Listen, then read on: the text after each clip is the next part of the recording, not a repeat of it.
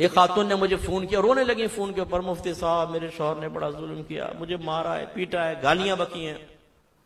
تو ہمیں کافی تجربہ ہے اس چیز کا کہ خواتین کے آنسوؤں سے فوراً ہم پگھل نہیں جاتے ہیں۔ ہمارے یہاں تو اگر کوئی خاتون روڈ پہ اسکوٹر کو ٹکر مار دے نا، خاتون گر جائے، چاہے اس کے شوہر نے غلطی کی ہو، بہت سارے ہمدردی میں بھائی وہاں پہنچ جائیں گے، ڈرائیور کو پکڑیں گے، ماریں گے، گاڑی کو آگ لگا دیں گے، بھئی بہن گر گئی ہے یہاں پر۔ تو وہ جب روئیں تو میں نے کہا اچھا پہلے تو آپ اپنے آنسو بند کریں، بالکل رونا بند کریں، پھر میں آپ کی بات سنوں گا۔ خاموش ہو گئی۔ میں نے کہا مجھے دیانتداری سے بتائیں آپ نے کیا کیا تھا؟ کہنے لگے میں نے بھی گالیاں دی تھی، گریبان پکڑا تھا۔ بتا، اپنا کارنامہ بیان نہیں کیا۔ اس لیے جو اتنے والدین مجھے سن رہے ہیں، میں آپ سے گزارش کرتا ہوں، اگر آپ کی بچی سسرال کی کوئی شکایت لے کر آئے، ضروری نہیں ہے کہ بچی 100% سچ کہہ رہی ہو۔ ہر مظلوم جو بظاہر مظلوم ہوتا ہے وہ لوگوں کی ہمدردیاں حاصل کرنے کے لیے اپنا فالٹ کبھی نہیں بتائے گا، اپنی غلطی کبھی نہیں بتائے گی بچی۔ وہ 100% کہے گی میری ساس ایسی ہے، شوہر ایسا ہے اور نندے ایسی ہیں۔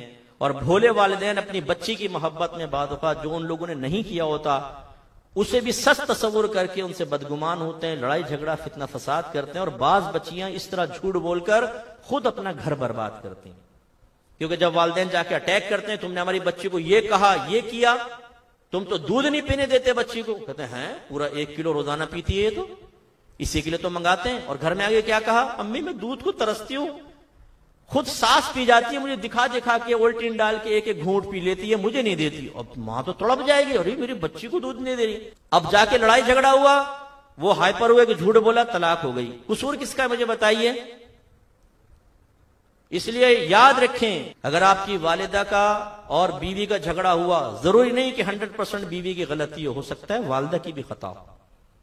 اگر آپ کے والد کا محلے میں جھگڑا ہوا تو ضروری نہیں کہ آپ کے والد ضرور حق پر ہوں گے، ہو سکتا ہے دوسرا حق پر ہو، آپ کے والد صاحب ناحق کر رہے ہوں۔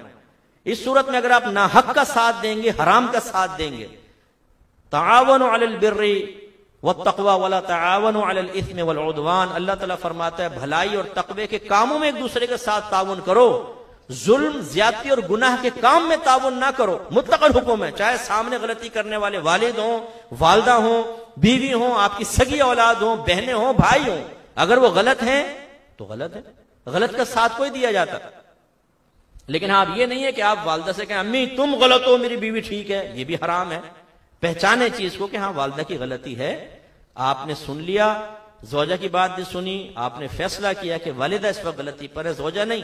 والدہ کو یہ نہیں کہہ سکتے آپ غلطی پر ہے، ادب سے زبان بند کر لیں، اکیلے میں جب ملے پاؤں دبائیں، والدہ کو کوئی تحفہ پیش کریں، پھر گزارش کریں کہ امی میں نہیں چاہتا ہوں کہ میری اس بیوی کی وجہ سے آپ میدان محشر میں اللہ کی بارگاہ میں ایک مجرمہ کی حیثیت سے کھڑی ہوں، میں نہیں چاہتا ہوں، میں چاہتا ہوں میری ماں کو عزت ملے۔